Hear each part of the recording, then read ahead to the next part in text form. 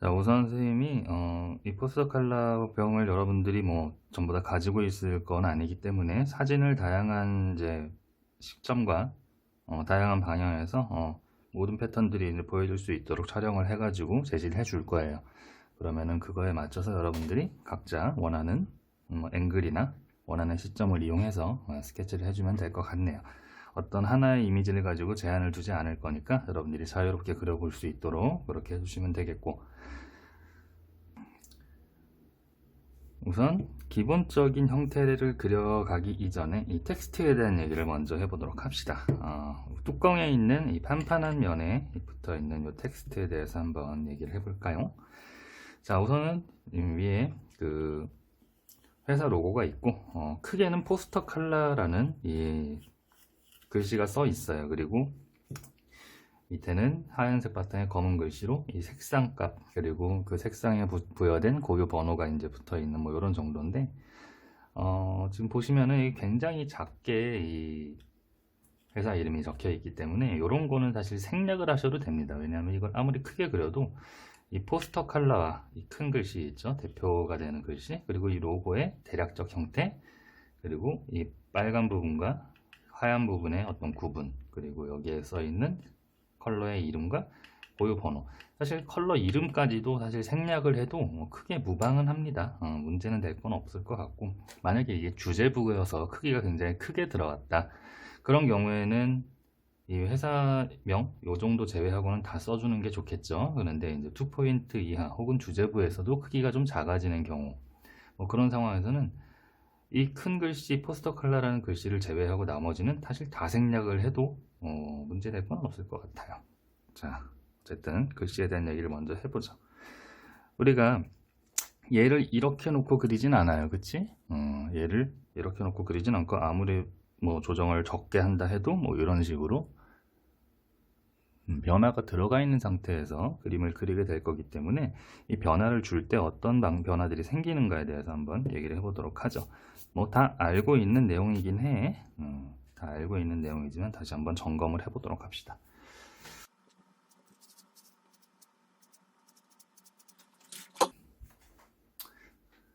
네, 포스터라는 글씨는 이제 6글자로 이루어졌으니까 대략적으로 이 비례를 이제 판단한 다음에, 정확한 건 아니에요. 정확하게만 할 필요도 없고, 비례를 판단한 다음에 이 전체적인 크기에 맞춰서, 그리고 글자들 사이의 간격들이 굉장히 이제 가까이 붙어 있는 애기 때문에 살짝씩만 띄워서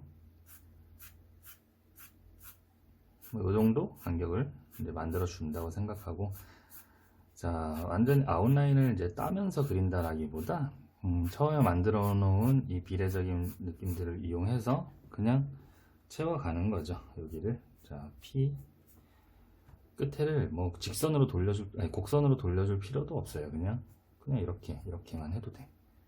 그리고 비율만 전체적으로 보는 거죠. 한 반절 정도의 느낌으로, 이 높낮이 위치도 한 반보다 조금 더 내려가는 정도의 위치에 있네요. 자, 이렇게 흰색 부분의 두께가 결정됐으면 이 정도에서 조금씩만 돌려서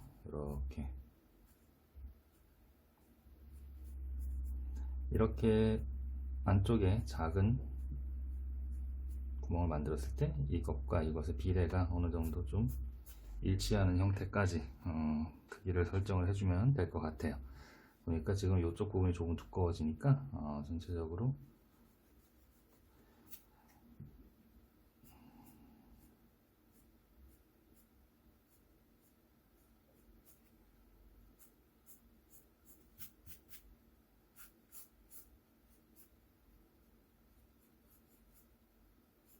자, 뭐 이런 정도의 느낌으로 B자를 쓸 수가 있어. 그러면은 이제 O자도 한번 그려봅시다. 간격만 조절하면 되죠. 이게 전체적인 직사각형의 형태에서 곡선으로 돌아가는 부분의 형태가 크게 변화가 없어요. 그러다 보니 이 정도만 써줘도 O자는 바로 그려지게 되겠죠. 일단 이게 기본입니다. 이게 기본으로 어떤 투시가 들어가기 이전에 이 형태가 가지고 있을 수 있는 그 모양들을 생각을 해보는 거죠.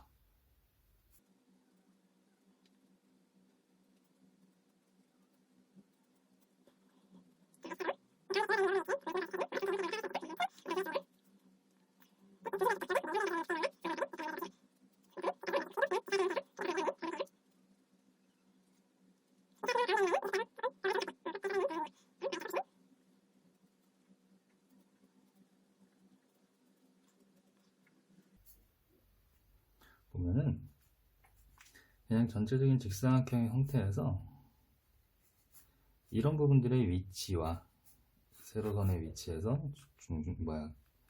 좌우의 어떤 크기, 두께를 설정해주는 그런 방법적인 것들, 그런 것들만 잘 신경 쓰면 아주 발을 대고 선명하게 그린 건 아니지만 그냥 공산적인 생태의 어떤 글씨체, 그냥 글씨체의 느낌을 만들어 줄 수가 있어요. 그러니까 꼭 이거를 우리가 필기체라든지 물론 그런 글씨를 써야 하는 경우도 있죠. 근데 일단 지금 상태에서는 이 네모칸 안에서 잘라가는 방식으로 크기 그 비례를 보면서 위치를 파악해 가지고 모양을 좀 정리해주는 이런 방식으로 진행을 한다. 이렇게 하면 단순하게 진행을 할 수가 있겠죠. 자, 근데 이제 얘를 이렇게 평면으로 놓고 보면 이렇게 쓸 수가 있어요. 근데 이걸 기반으로 해서 어떤 방식을 취하느냐, 이제 투시가 들어간 상태를 적용을 시켜 봐야겠죠. 자, 투시가 들어간다 라는 건 하나의 소실점에서부터 글씨가 나온다. 자, 이렇게 해서 그냥 수직선만 가지고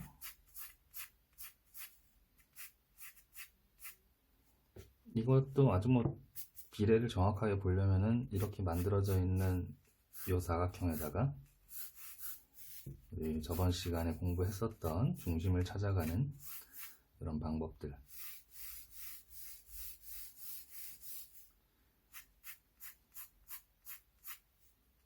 이런 방법들을 이용을 해야 되겠죠. 기본적으로는 이렇게 하면, 자, 처음에는 두 개로 나눴고 여기에 세 글자, 여기에 세 글자가 있어야 하는 상황이고, 다시 분할법 공부했던 걸 이용해서 이렇게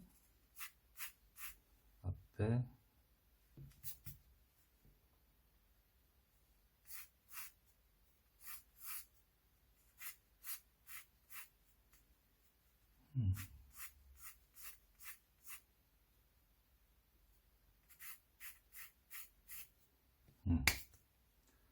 그리고 이쪽에서도 뒤쪽에 3분의 1 지점. 자, 이렇게 되면 앞에 있는 세 글자 만들어지겠지. 그리고 여기에서도 같은 방식으로 이렇게까지 사실 할 필요는 없어요. 굳이 이렇게까지 할 필요는 없고, 그래도 어쨌든 이런 식으로 나누게 되면 그게 내가 6글자를 그릴 수 있는 그 위치가 파악이 되겠죠. 자, 이 상태에서 아까 위에서 했던 방식 그대로 한번 적용을 해 봅시다. 이 가로로 잡을 수 있는 요 선들은 전부 이 소실점을 향해 가도록 만들어 줘야 되겠죠. 그래서 일단 P, 그리고 중간 단계, 중간 과정, P에서 여기 위치.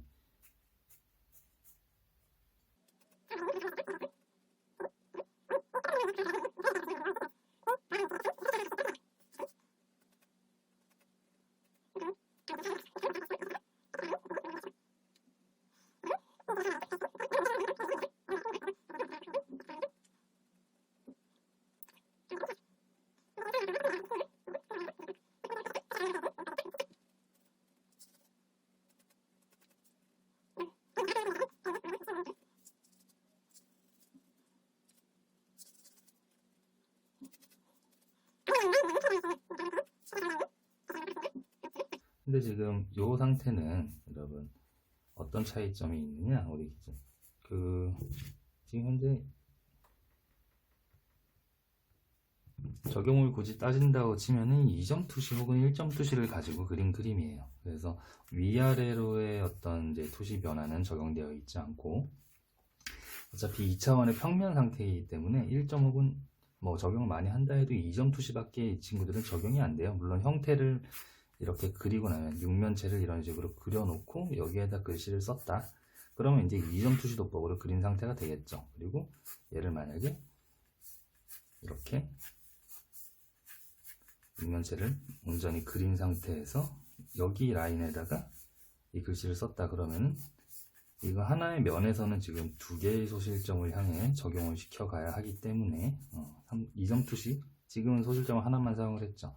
근데 여러분들은 아마 이렇게보다는 두 개 이상의 소실점을 활용해서 그림을 그려야 하는 상황이 될 거예요. 그것도 한번 해봅시다. 그리고 이 소실점과 이 소실점에서부터 빠져나와서 만들어지는 위치가 예각으로 되면 안 돼요. 예각으로 되면 이 형태가 이렇게 된다는 얘기거든요. 그지? 예각으로 되지 않고 이 위치가 둔각으로 펼쳐질 수 있게. 왜? 이 반대편 소실점이 하나 더 있는 상태의 그림을 그리는 거기 때문에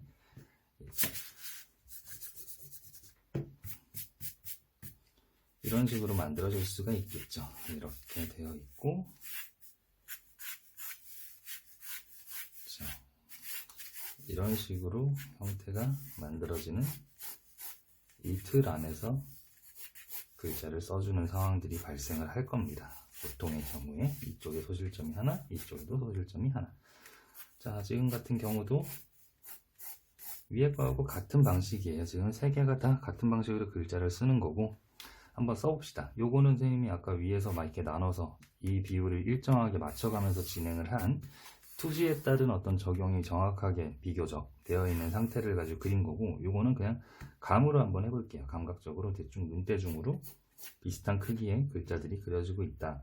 이제 그런 거를 가지고 한번 진행을 해볼게요. 왜 그러냐면 이거를 일일이 이렇게 적용을 해 나가다 보면 약간은 과하게 느껴지는 상황들이 발생을 해요. 물론 지금 투시를 어쨌든 좀 적용이 되어 있는 형태로 그리다 보니까 소실점들을 상당히 가까이에 두고 그림을 진행을 하고 있는 거거든요. 근데 실제로 우리가 사물을 바라볼 때는 사실 평행한 선에서 아주 미세한 차이로 이게 좁아지게 되어 있어요. 크게 뭐 바로 옆에 있는 소실점처럼 이렇게 그려지는 경우가 사실은 그렇게 많지는 않아요. 네. 그래서 이렇게까지 크기의 변화가, 이 R자하고 P자의 크기를 따져보면 엄청나게 큰 변화가 있죠. 근데 사실은 투시를 적용을 했다 해도 우리가 그게 너무 과하게 이렇게 거리 차이가 나 보이게 하면은 약간 뭐라고 해야 될까, 약간은 과하게 오버했다, 약간 그런 느낌이 들 수가 있어요. 그래서 약간 눈대중으로 진행을 해서, 자, 이 정도 반절을 나눠서 한다 그러면은 여기에 세 글자, 여기 세 글자 적용을 하겠지만, 사실은 그 분할법으로 같은 크기의 사각형 두 개로 나눠준다라고 했을 때는 적용을 시키면 사실 저 중심선이 훨씬 뒤에 가서 만들어지게 됐어요. 한 이 정도 차이가 발생을 하죠. 지금 이 정도 투시가 들어가 있는 상태에서는 반으로 분할되는 위치가 이것과 이게 같은 크기가 돼요. 근데 좀 과하게 차이가 나 보이죠, 심하게. 그래서 그런 것들을 일일이 적용해 가는 것보다는 그냥 보기에 적당히 반절처럼 보인다 싶은 정도, 선생님도 이 정도 그냥 비율을 두고, 그러니까 실제로 우리가 투시를 적용시킨 거에 비해서는 뒤에 글자들을 크게 그리는 상황이 되는 거죠. 근데 이제 그거를 어느 정도는 내가 오류가 있더라도 크게 틀려 보이지는 않겠죠. 이렇게만 그어놔도 아까 봤던 6등분을 해놨던 그런 거하고 크게 차이가 나 보이진 않죠. 분명히 지금 투시를 정확하게 이제 체크를 하고 점검을 하다 보면 뒤에 글자가 훨씬 지금 크게 그려지고 있는 상황이 맞거든요. 근데 이런 방식으로 진행을 하는 게 오히려 보기에는 편하게 보일 수가 있다라는 거예요. 일부러 이거는 좀 틀리게 그린다? 틀리게 그린다? 덜 어색하게 보이기 위해서 보정을 한다. 이 정도로 생각을 하면 되겠죠? 한번 다시 써봅시다. 자, 그러면 이 중간에 잘라주는 이것도 저쪽에 있는 소실점, 그러니까 얘네들이 가지고 있는 소실점을 향해 가는 방향들을 신경 쓰면서, 또 위에서 아래로 가는 선들도 그런 부분들을 신경을 쓰면서 그려줘야 할 겁니다. 그러면 이제 이렇게 곡선도 이쪽이 그러면 좀 더 확 과하게 틀어지겠죠? 여기는 좀 완만하게 틀어지는 상황이 될 거고,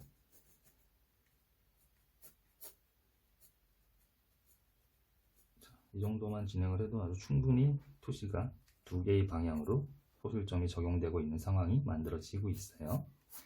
자, 다음 5. 자, 여기서도 완만하게, 이쪽은 급격하게, 당연히 이 끝에 꺾이는 부분이 끝나는 지점들이 저쪽 소실점을 향해 갈 수 있도록 맞춰주면서 그려야 되겠죠. 위에서 아래도 마찬가지로 이 아래쪽에 가는 소실점을 향해서 맞춰가면서 그려야 하는 겁니다. 여기 끝나는 지점이랑 이 위치가 일정하게 유지될 수 있도록. 이렇게 급격하게 돌아가면서 끝이 나겠죠? 얘는 완만하고, 사실 그렇게 크게 어떤 표현을 해낼 필요도 별로 없어요. 가운데에서 워낙에 토지가 적용되면서 좁아지고 있기 때문에 이런 데는 그냥 직선 하나로만 정리를 해도 될 것 같은 그런 상황이네요. 그 다음 S자 마찬가지 요 위에 머리통 부분부터 먼저 만들어주고 외곽 형태부터 크게 만들어주고 요 위치들이 중요하죠. 이 친구는 자 여기쯤에서 끊는다. 뒤쪽도 이쯤에서 끊는다. 그리고 대각선으로 들어오는 선을 한번 설정해보고 이렇게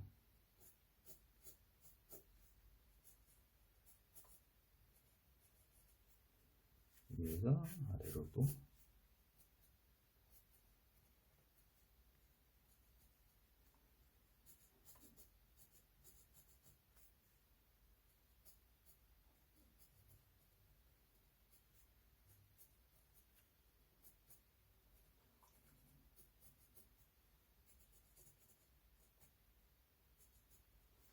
S자 이런 식으로 써지겠죠. 근데 지금 하다 보면은 쌤도 지금 방금 살짝 실수가 됐는데 요 선 보이죠? 요 방향 지금 이렇게 갔어요. 이 선이. 그러면 지금 틀린 거예요. 그래서 급하게 이렇게 다시 고쳐줬죠. 요거는 소실점을 향해 가죠. 얘는 어디로 가는지 모르는 상황이 되겠죠. 네, 이런 식의 실수들이 많이 나와. 이 투시가 좀 과하게 들어가다 보면은. 그래서 그것들에 대해서도 여러분 신경을 많이 쓰셔야 돼요. 한순간도 그걸 놓치는 순간이 발생하면 투시가 틀려버리는 거거든.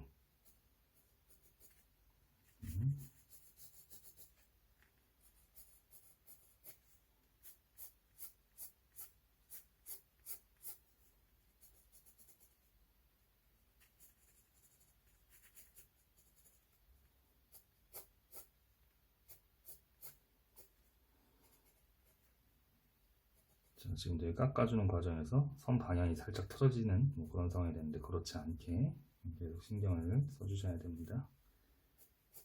자, 뒤쪽 모양들은 뭐 간단하죠.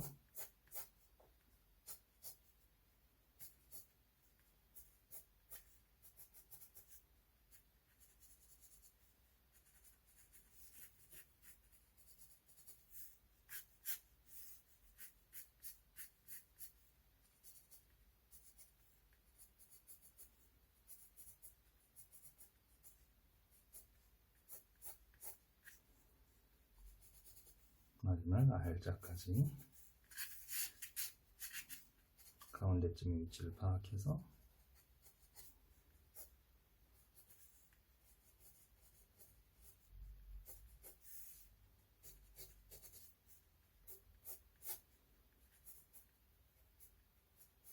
이럴 땐 이 두께도 얘네들하고 좀 맞춰갈 수 있도록 해줘야 되겠죠.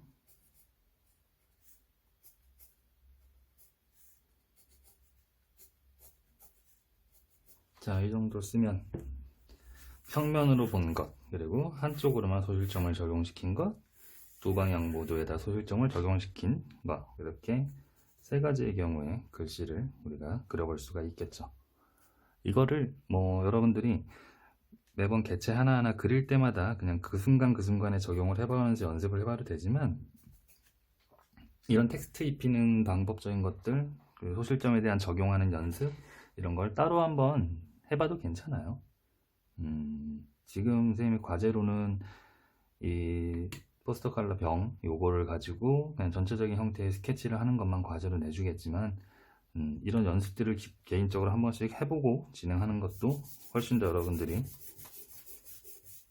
투시에 대한 감을 익혀가는 데 도움이 될 수 있는 방법이라고 생각을 합니다. 자, 일단 그 소실점에 한두 개 적용시켜주는 이제 그런 방법적인 거를 체크해봤고, 이 다음에는 두 가지의 경우가 있죠. 평면으로 있는 것과 이 곡면에 붙어 있는 상황이 있어요. 자, 이 부분은 역시 전 시간에 우리 얘기를 했어요. 그 채색을 하는 과정에서 앞정을 채색할 때 선생님이 모양의 방향에 대한 얘기를 했습니다. 이렇게 원기둥이 있을 때 이 원기둥이 가지고 있는 모양의 방향이 어떤 것이냐, 물론 이렇게 소실점이 적용되고 있는 위에서부터 아래로 떨어져 가는 이 방향의 모양이 있고, 이 선부터 이 선까지의 기울기의 변화가 순차적으로 이루어져 가야 한다. 이 부분과, 그리고 이 단면을 만들었을 때 형성되는 아웃라인의 형태들, 이 아웃라인의 형태가 이 끝에 부분에서만 있는 게 아니라 중간 과정에서도 계속 있어요. 그래서 예를 들어 내가 투시를 좀 과하게 적용을 했다. 그래서 윗면은 시점에 가까워서 이 정도의 납작함을 가지고 있는데 아주 멀리 가서 이 단면의 모양이 이 정도까지, 타원의 이 단면의 모양이 이 정도까지 동그란 형태를 가져가게 되는 상황이 되면은 여기에서부터 여기까지 점차적으로 그 단면의 모양들이 순차적으로 동그래지고 있다는 거를 여러분들이 이제 알아야 한다는 거죠. 알고 있어야 하고 그걸 또 정확히 적용을 시킬 수가 있어야 한다는 거.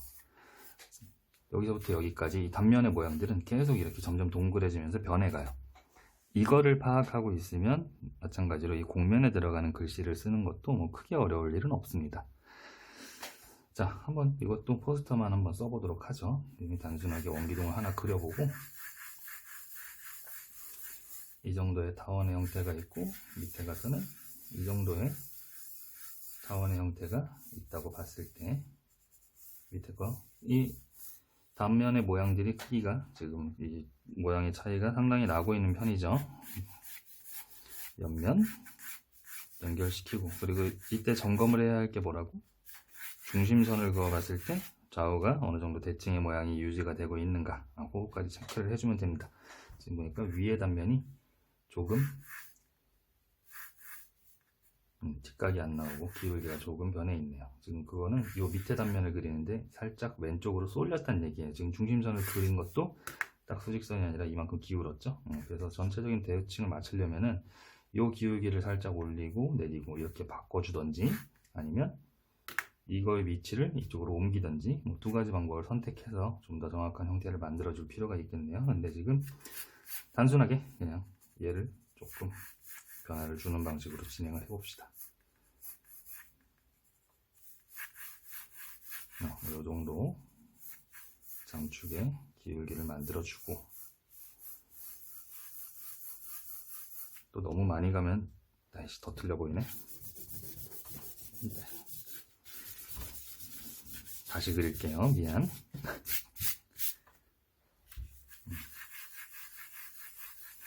뭐 중요한 건 이 단면들의 모양보다도 그 옆면에서 형성되는 글씨의 모양이니까 처음부터 중심선을 찾아놓고 진행을 해도 돼요. 이 정도 중심선에다 맞춰서 내가 진행을 할 것이다. 그러면 중심의 위치가 이쯤.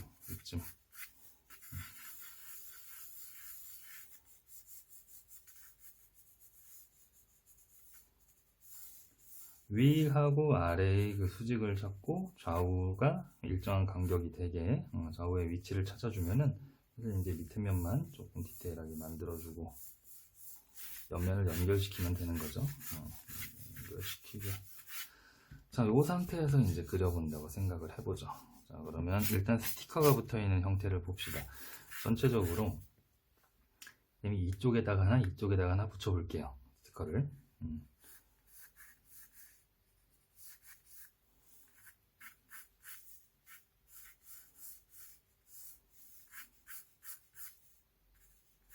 자, 뭐 이런 식으로 하나, 그리고 또 하나는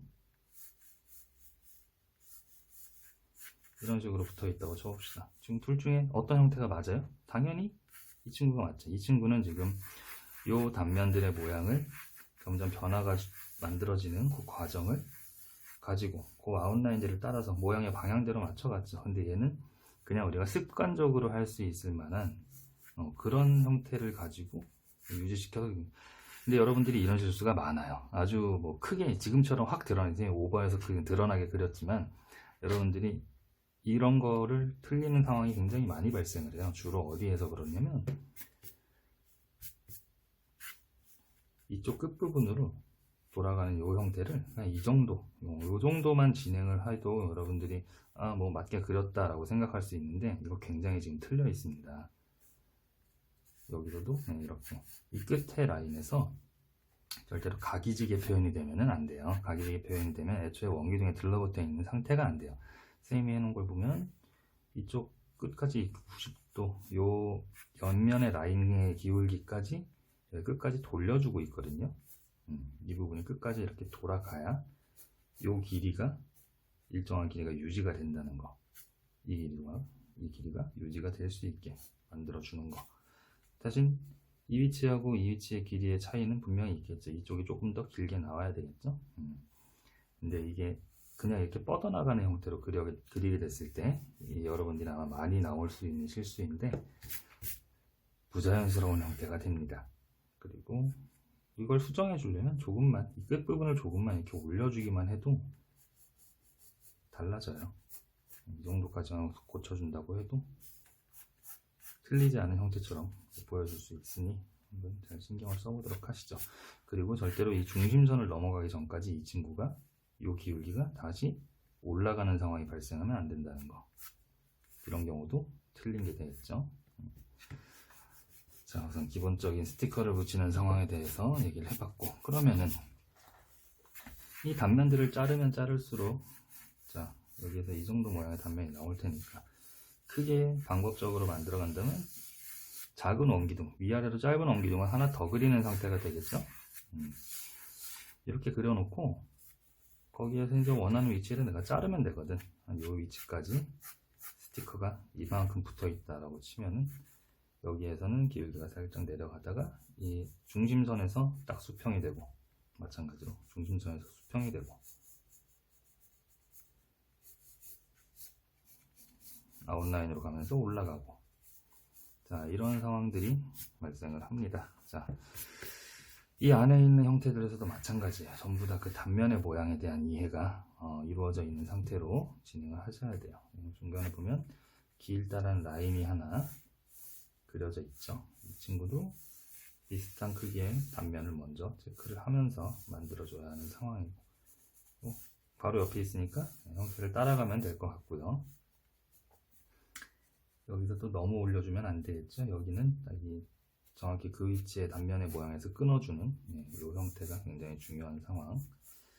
자, 이렇게 해서 이렇게 채색이 물감 고유의 색이 만들어져 있는 이런 상황을 보여줄 수가 있겠고요. 그 다음 여기에 이제 뭐 바코드가 있는데 완전히 이거를 똑같이 그릴 필요는 없어요. 그 스티커에 있는 거하고 똑같이 그릴 필요는 없고, 자, 이런 식의 바코드가 있으면 여기서는 이 중간중간 만들어지는 과정들이 다 변화가 있겠죠. 근데 가시다 보면 여기 출발할 때의 바코드의 기울기와 끝나갈 때의 바코드의 기울기가 변화가 있다는 거. 이런 방식으로 아주 작은 단면들을 계속 그려보면은 이 위치에 따른 기울기의 변화, 이게 단순히 기울기의 변화라고 생각하면 안 되고, 이 단면의 모양에 따른 계속적으로 내가 이 단면을 타원의 모양이 점점 동그래지는 그 현상을 반영을 하는 거기 때문에 여기에서부터 여기까지 순차적인 기울기의 변화가 만들어지는 거, 뭐 이런 성질이 있는데 사실 이거를 그리면서 다 표현을 일일이 정확히 하기는 어려워요. 그러니까 뭐 그거는 인식만 하고 있으면은 사실 크게 어색해 보이지 않게 그려줄 수는 있습니다. 뭐 그것만 잘 신경을 한번 써보면 될 것 같고요. 여기에 또 얇은 라인이 하나가 있어요. 이거는 이제 블랙 라인인데 마찬가지로 거의 가운데에서 출발하니까 수평에서부터 시작해서 굉장히 아래쪽에 있는 단면의 모양이 위아래로 많이 동그란 상태의 타원들을 이용해서 외곽을 정리해주면 되겠죠. 자, 그리고 이제 중요한 글씨를 쓰는 부분이 이쪽에 있습니다. 여기에 또 이제 사각형의 형태로 이런 로고가 들어가는데 우리는 그보단 글씨를 가지고 좀 더 공부를 해야 하기 때문에 아예 여기다 크게 포스터라는 글씨만 써보도록 할게요. 단면의 모양, 단면의 모양. 자, 이 정도. 가운데쯤이니까 거의 수직선이겠죠? 이렇게 이 정도 크기에다 글씨를 쓰는 어떤 방법적인 걸 한번 보도록 하죠. 자, 이제 이 단면의 모양에 의해서 곡선이 결정이 되었어요. 곡선이 결정이 되고, 또 하나는 밑을 향해 가는 이 소실점이 있죠. 밑을 향해서 가는 이 소실점이 만들어지게 되어 있는데, 이 소실점의 기울기는 점차적으로 또 변해갈 수 있게 기본적인 내용이겠죠. 자, 이제 글씨를 어디까지 쓸 것인가 설정해야 됩니다. 이 끝에 아웃라인 나가는 데까지 포스터라는 글씨 6글자를 다 넣을 것인가, 아니면은 그 뒤에 컬러라는 글씨에 있는 그 부분까지 더 집어넣을 것인가, 아니면 포스터라는 글씨를 중간에 잘라서 덜 넣을 것인가, 뭐 이런 선택을 해야 되겠죠. 글씨의 비례를 한번 보면, 자, 아까 요거를 그리면서 얘기했던 것처럼 이것도 막 중심점까지만 생각하면서 이렇게 대각선 그어주고 이렇게 나눠가지고 뭐 만들고 하면 복잡해. 너무 복잡하니까 그렇게 하지 말고 비례가 제일 가까이 있는 위치에서 크기 설정을 하나 해주면, 하나의 크기 설정을 해줬으면은 뒤에 가면서 조금씩만 작아지게 만들어주면 돼요. 아주 조금씩만. 그냥 비슷한 크기처럼 보여지다가 뒤로 가면서 조금 급격하게 변화가 생기는 그런 방식으로만 진행을 해주면 돼요. 자, 뭐 이렇게 나눠서 진행하는데, 그러면 지금 한 5글자 정도 쓸 수가 있겠네요. 그러면 아까랑 똑같이 포스터를 쓸 건데, 당연히 아웃라인 잡아놨던 건 그대로 활용이 되겠죠.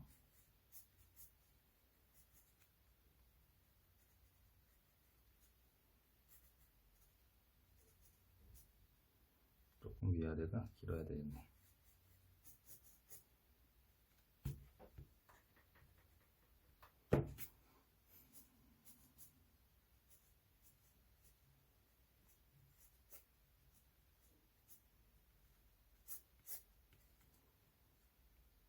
이 위치에선 사실 형태의 변화가 크진 않아요. 그냥 외곽이 곡면이라는 요것만 좀 지켜주면 될 것 같고, 여기에서부터 한 글자 하나하나마다 적용되어지는 소실점이 많이 달라지게 돼 있죠. 그 다음 오자,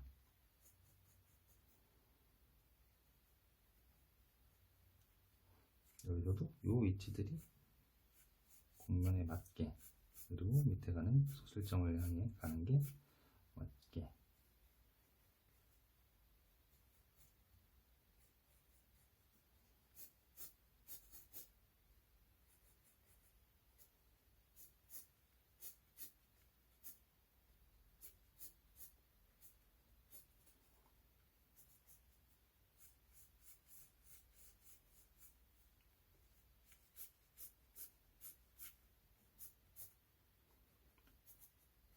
기준만 명확히 잡아두면, 그 기준이라는 게 소실점과 이 원기둥 형태의 단면의 모양, 그 기준만 명확히 잡아주면 사실 어렵게 진행을 할 이유가 전혀 없습니다.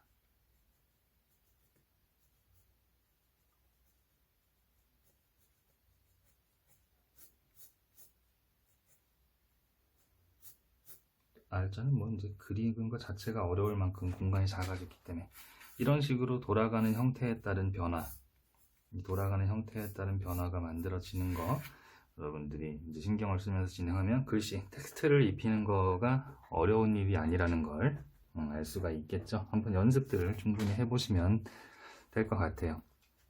자, 그 다음 이 포스터 컬러라는 그 병이 가지고 있는 형태가 사실은 굉장히 단순한데 그냥 원기둥이죠. 이 단순한 와중에 지금 이 병에서 가지고 있는 표현을 할 수 있을 만한 어떤 부분이, 특징적인 부분이 이 뚜껑에 있는 이 주름이에요. 주름.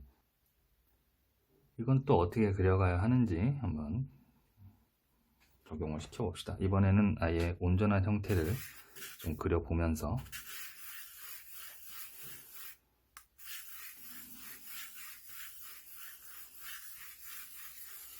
자, 뚜껑 부분에 설정을 이 정도로 하고요. 밑에 몸통 부분을 이 정도. 비례를 이제 보는 거죠. 비례를 어느 정도 맞춰서 뚜껑이 한 이 정도 크기. 너무 크게 그렸나? 여러분들은 표현하기 전에 적당한 정도의 크기로 진행을 해주면 될 것 같아요.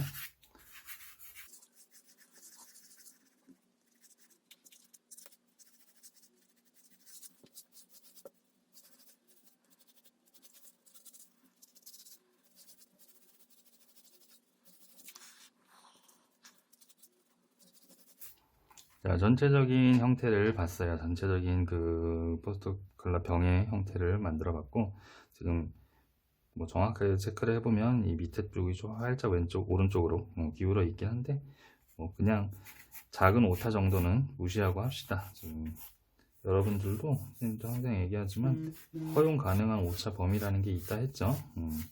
그런 것까지 너무 신경 쓰면서 그림을 진행하면 이건 뭐 하루 왼종일 붙잡고 그려도 정확하게 사람이 그려낼 수가 없기 때문에 일정 부분의 오차는 어느 정도 수용을 하고 넘어가는 걸로. 그리고 연필로 크게 대략 잡아놓고 원하는 이제 정확한 위치들은 지우개로 정리를 하는 것도 방법이라 했었죠. 자, 이런 상태로 뚜껑과 몸통을 만들어 봤고요. 그럼 좀 전에 얘기했던 요것들을 적용해서 글씨를 한번 써봐야겠죠. 근데 글씨를 쓸 때 내가 소실점을 또 어떻게 적용을 시키는가가 중요한 부분이 요 윗부분이에요. 이 밑에는 그냥 어차피 두 개의 평행선이 확실히 처음부터 나와 있기 때문에 중심선과 함께 밑으로 향해 가는 소실점이 정해져 있어요. 근데 위에는 이런 방식으로 적용을 할 건지 이런 방식으로 적용을 할 건지 본인이 뭐 연습을 하는 과정에선 당연히 이쪽이 최종적인 연습 버전이 되겠죠. 그래서 선생님은 이제 그렇게 진행을 할 건데 여러분들은 뭐 이렇게 할 수 있도록 해봐도 돼요.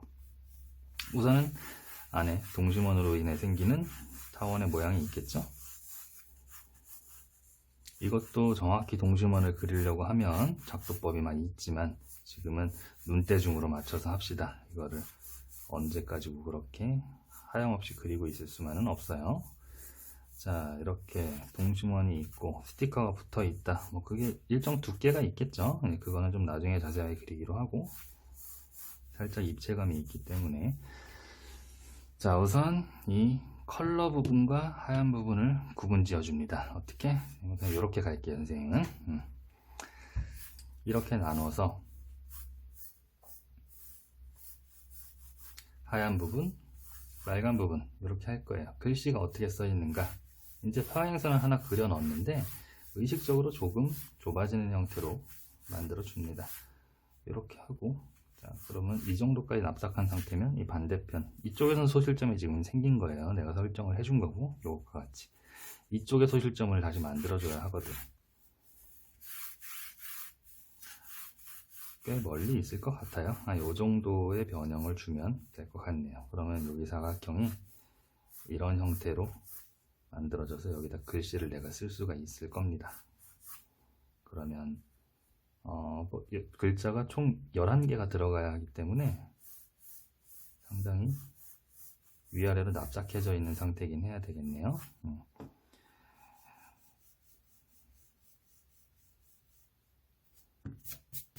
자, 이 정도까지 조율을 해주고, 그러면 일단 중간을 어느 정도 나눠 보고요. 지금 이 정도면은 투시가 굉장히 과하게 들어가 있는 상태라서 글씨를 쓰기가 많이 어렵긴 할 것 같아요. 어렵다기보다는 아주 작은 부분들에서 움직여줘야 하기 때문에 이게 귀찮은 거죠. 세밀하게 작업을 해야 하는 상황들, 그런 것 때문에 좀 귀찮아지는 것 뿐이죠. 그렇죠? 위아래로 굉장히 작게. 사실 이 정도까지 투시가 들어가게 되면은 글씨를 제대로 안 써도 돼요. 사각형으로만 11개를 그려놔도 사실 글씨처럼 보입니다. 조금만 써볼게요. 그러니까 자, P자가 서 있는 위치, 그리고 굉장히 크게 돌아가고 있는 상황들이 만들어져야 되겠고요. P 다음 O자죠.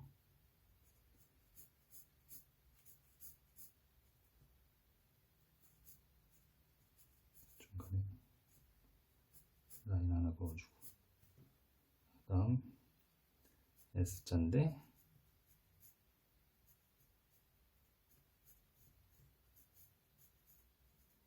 이거 좀 알아보겠나요? 알아보기 굉장히 힘들죠. D자도 마찬가지. 그러니까 흰색 사각형에 이렇게 얇은 라인들이 이 소실점들을 향해 만들어질 수 있는 정도, 그런 어떤 정도만 조금 체크를 해주면은 이자 같은 경우도 이렇게 적당히 글씨처럼 보인다는 거예요. 실제로 사진을 놓고 이 정도까지 투시가 들어간 상태로 기울어지게 봐도 글씨가 잘 안 보여요. 어떤 모양인지. 그냥 흰색 사각형에 점점 찍혀 있는 그런 느낌들만 나타나 있을 뿐이죠.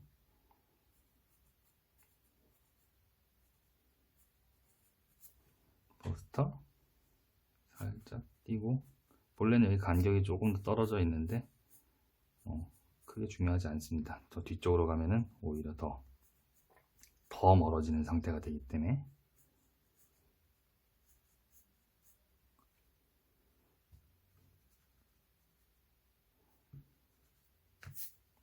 그다음에 요거를 너무 과하게 잡았네. 소실점을 너무 과하게 잡아서 여러분들이 좀 보면서 도움되는 이미지가 돼야 되는데 그러진 못하고 있네요.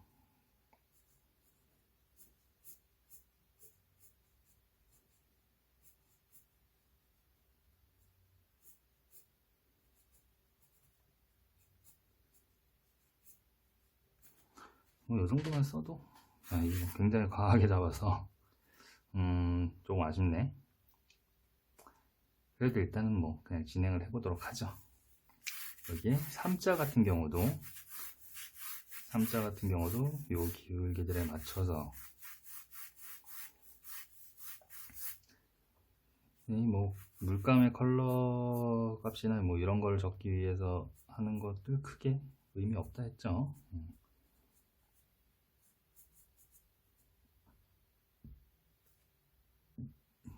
자, 뭐 요 정도만 써놔도 충분히 3자 같죠. 그러니까 글씨를 쓴다가 아니라 진짜 형태에 맞게 그려줘야 하는 거예요.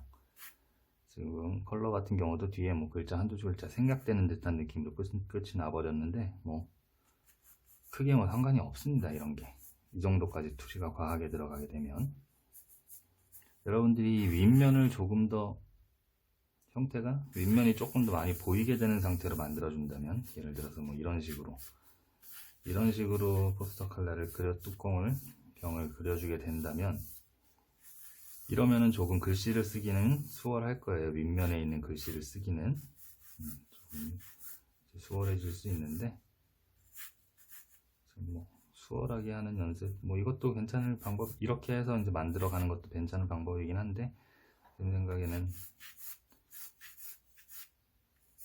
여러분이 지금 이게 어려워서 틀린다기보다는 여기를 많이 틀리거든.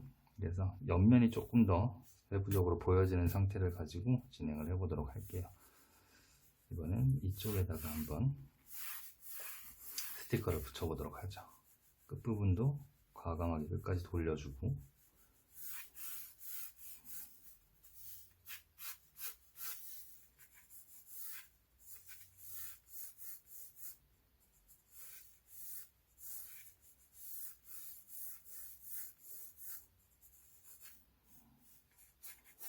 사실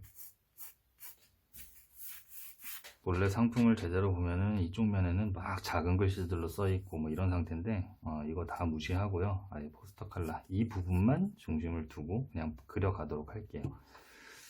일단 얇은 라인이 하나 있고요. 이거는 이 물감의 컬러를 보여주는 그 라인이 될 것이고요.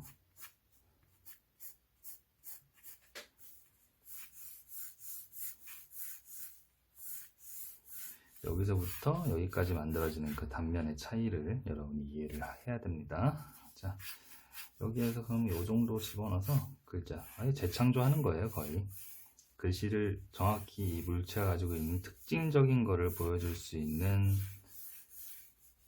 글자만 쓰면 되기 때문에, 뭐 작은 바코드부터 해서 뭐 인증마크 이런 것들은 중요하지가 않아요.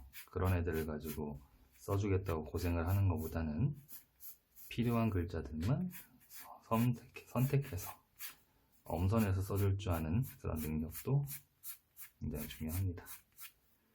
그리고 이 밑에 쪽에서 라인이 또 하나, 이건 검은색 라인이죠. 포스터 컬러의 상품의 종류에 관련한 어떤 검은색 라인이 있다. 자, 이 선들의 방향은 소실점을 향해 가도록 의도적으로 좀 기울기를 변화를 줘야 되겠네요. 자, 여기 중간에 이렇게 나눠 놓은 이유는 뭐냐? 포스터와 컬러의 큰 구분을 만들어 놓은 거예요. 포스터와 컬러. 이 안에다가 컬러를 쓰고 이 안에다 포스터를 쓸 겁니다. 방법은 똑같이 컬러는 5글자죠. 문대중으로 5글자로 구분을 지어 놓는 겁니다.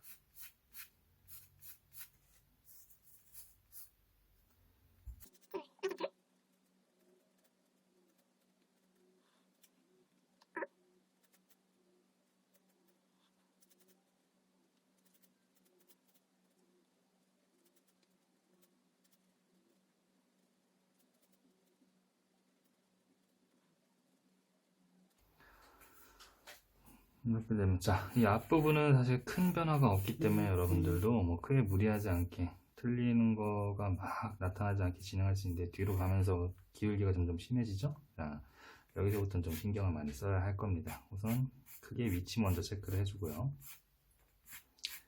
앞과 뒤의 크기 차이를 좀 확실하게 보여준다 생각하고 여러 등분을 나눠보죠.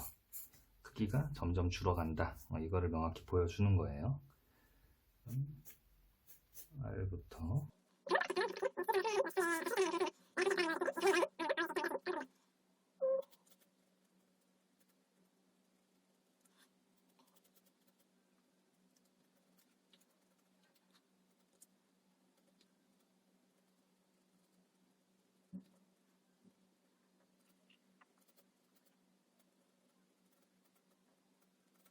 자, 이렇게 쓰는 포스터 컬러 뭐 나름 좀 어울리는 상황들로 만들어갈 수 있는 뭐 그런 상황이 됐겠죠? 자, 이렇게 글씨를 여러분들이 적용을 시켜주면 될 것 같고, 이제 이 상태에서 이제 나머지 부분들에 대한 형태의 스케치의 명확한 정리나 이런 것들은 뭐 좀 주의를 대고 차분히 정리를 해나가면 될 것 같고요. 그 다음에 이제 여러분들한테 중요한 부분이 이제 요 위치죠. 요 위치, 요 뚜껑의 옆부분. 여기까지 오늘은 설명을 하고 수업은 마치도록 할게요. 우선 이론적으로 먼저 얘기를 하자면은 이런 단면이 있을 때 이 각도에 따른 위치의 배분이 굉장히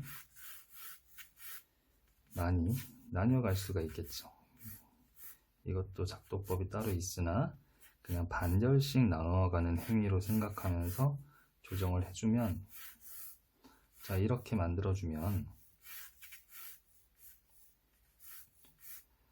이 각각의 위치들이 만들어진 교점들이, 외곽 단면에서 나오는 교점들, 이런 것들이 뒤로 가면서 앞에서는 좀 넓게 나오고 뒤쪽으로 가면서 점점 좁아지는 이런 형태들, 특히 이 끝으로 돌아가는 이 위치에서 급격하게 좁아지는 이런 상태들, 앞에서 어느 정도 지금 오차 범위가 좀 생겼으니까 들쭉날쭉하긴 한데 이 정도의 간격들이 유지가 되다가 갑자기 여기에서부터 확 좁아지죠. 끝으로 돌아가는 이 형태 때문에 그래요. 끝으로 확 돌아가는 이 형태들 때문에 간격이 조금씩 좁아지고 있다가 갑자기 2개, 3개 칸에서 확 좁아지는 이런 상황, 이런 상황들이 발생을 하는데, 이것도 이제 정확하게 내가 크기를 다 체크하면서 하려면 이 중심점에서부터 각도를 조절해 가면서 절반씩 나누어가는 그 이미지를 만들어가면서 막 맞춰줘야 되는데, 이렇게는 하지 마세요. 이거는 지금 여러분들 굉장히 피곤한 방법이고 굳이 그렇게 할 필요가 없어. 그리고 지금 하다 보니까 보여지는 게 이 끝에 가서 급격히 좁아지는 요것만 체크를 잘 해주면 돼요.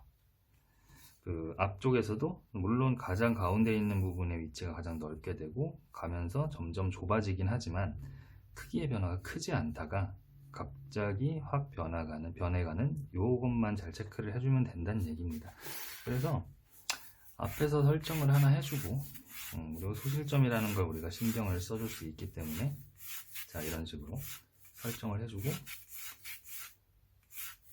뒤쪽으로 가면서 조금씩만 좁아지게 만들어 주다가 끝에 가서 확 좁아지는 요 상황, 요것만 여러분이 정리해 줄 수 있으면 이 옆면 같은 경우는 그리는 게 뭐 그다지 까다로울 일은 없어요. 자, 이렇게 적용을 한다. 그리고 지금 이렇게 굉장히 비슷한 크기로 쭉 만들어 놓은 이유가 뭐냐면, 여기에서 마찬가지 꺾이는 상황들의 높이를 일정하게 맞춰주고요. 단면을 하나 그려서 높이를 일정하게 맞춰주고, 라인으로만 따진다면 이거 그리기 굉장히 쉽거든요. 라인으로만 따지자면 이렇게 단면의 높이들을 맞춰주고 나면 이 끝에만 이렇게 돌려주면 돼. 돌리고 여기서도 끝에만 돌려주면 되고,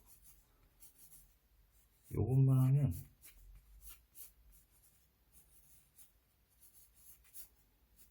물론 그 뚜껑에 붙어있는 형태보다는 이 넓이가 좀 넓어요. 넓게 돼가지고 개수도 좀 많이 줄어있는 상태이긴 한데, 뭐 그게 뭐 큰 의미가 있나?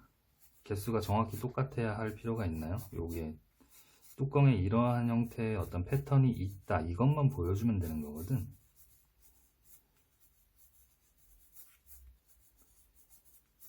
얘가 가지고 있는 개수와 이 두께가 아주 막 똑같이 만들어져야 할 이유가 사실 전혀 없어요. 이런 패턴이 있다는 거를 보여주면 되는 그런 거기 때문에 이렇게 그리면은 뭐 금방 만들어지잖아요. 여기 모양이 라인으로만 정리를 했을 때. 자, 근데 이제 이거를 채색하는 상황까지 우리가 고려를 한다 했을 때 두께가 있어요. 두께가 이 면하고 두께의 차이가 살짝 있습니다. 살짝 얘가 튀어 올라와 있어요. 그래서 어떻게 표현을 해야 하느냐, 이쪽에서는 이 옆면이 그려져야 하고 내가 바라보고 있는 그 시점에 따라 여기서는 옆면이 안 보이겠죠. 뒤로 넘어가서 가려져 있는 상태. 그리고 이렇게 두께가 표현이 돼야 하는 상황들이 있다는 거. 여기서도 보여지기 시작하는 부분이 있다는 거.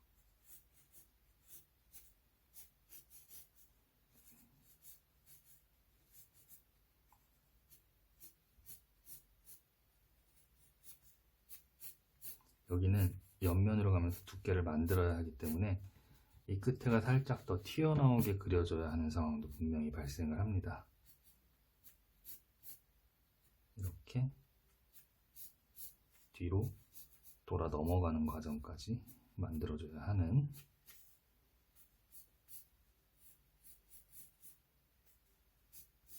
이것만 잘 지켜주면 돼요. 이것만. 다음 위에서 내려다보는 상황에서 보여질 부분 체크와, 여기는 거의 중심에 가깝죠? 거의 옆면이 이제 보일락 말락 하는 상황이고, 이 윗부분만 살짝 보여지겠죠.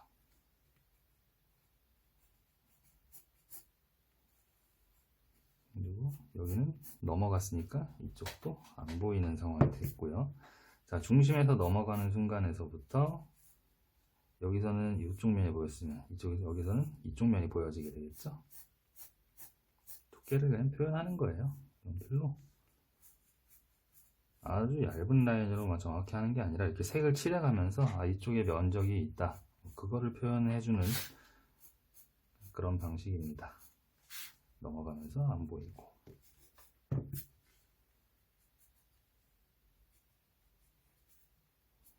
이 돌아 넘어가는 과정에서 생기는 이 단면 있지, 이 단면은 이 중심을 향해 가요. 이 타원의 단면의 중심점을 향해 가는 거가 맞습니다. 요 위치들은. 근데 이것까지 신경 쓰기는 사실 굉장히 어렵거든요, 여러분들. 근데 중요해지는 상황이 있긴 있죠.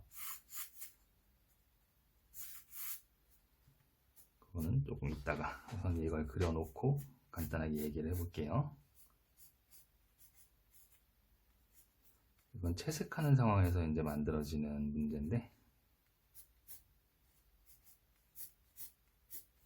자, 끝에선 아직 두께에 대한 거를 신경을 써야 되겠죠.